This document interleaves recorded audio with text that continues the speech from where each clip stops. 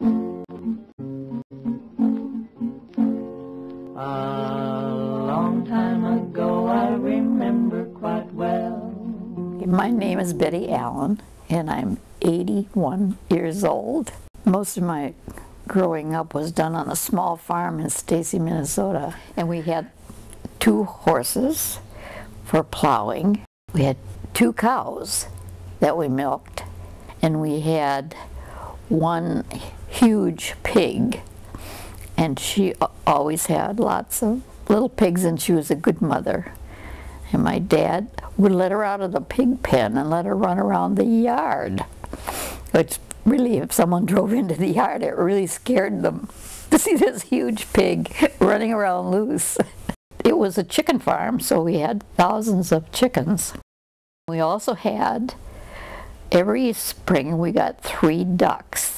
In fact, what my dad did was he got 3 duck eggs, and everybody says you can't do this, but he always found a hen that would sit on those big eggs and hatch them out. And then he made such pets out of them that we never could eat them. And we had lots of geese. I think we had about 14 geese. I can still see my little brother when he was about 4 or 5 screaming and running down the, running in the yard, because the gander was fastened to his backside, and he was just terrified of the gander.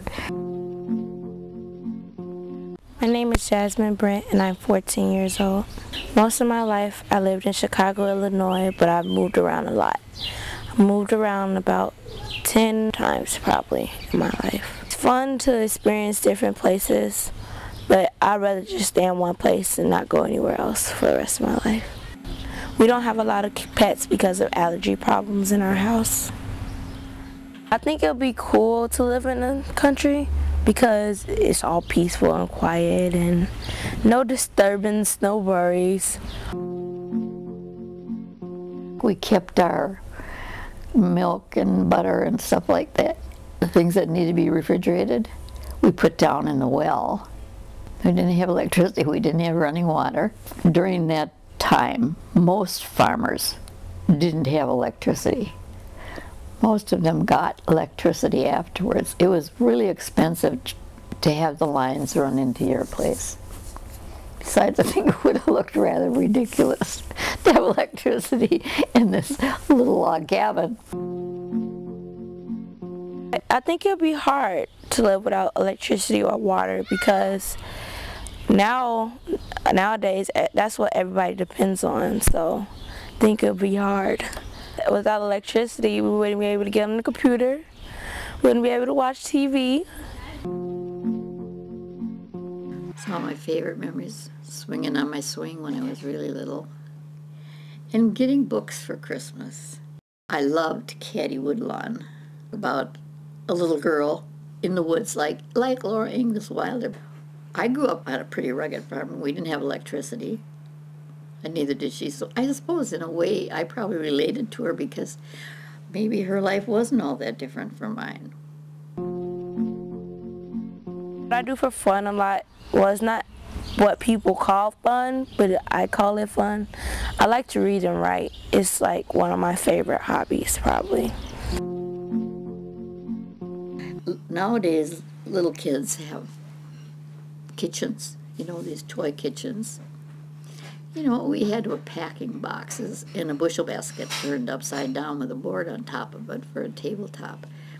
We didn't have any fancy toys, but we still played. And we play house sometimes with the little kids. I have a little daughter, a play daughter, and it's fun. I play on the computer a lot, which my mom really doesn't like. One of the fears that most normal kids have is, going alone into a dark house. There was nobody there. You really knew there was nobody there, but I was always afraid. They'd say, go in the house and get this or get that, because everybody would be outside. And I was scared to death to go out there. Otherwise, I don't think we had a lot of fears. We didn't have a lot of strangers around. There just wasn't a lot of things to be afraid of.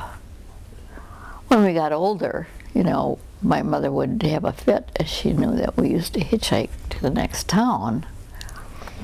But most of the time when people picked you up when you were hitchhiking, it was somebody else from the town that was going the same place you were. So you weren't really with strangers. But I remember one time getting a ride with a stranger that I didn't know, and actually I was just terrified till he left me off where I wanted to be left off. I thought, I don't think I'll ever do that again.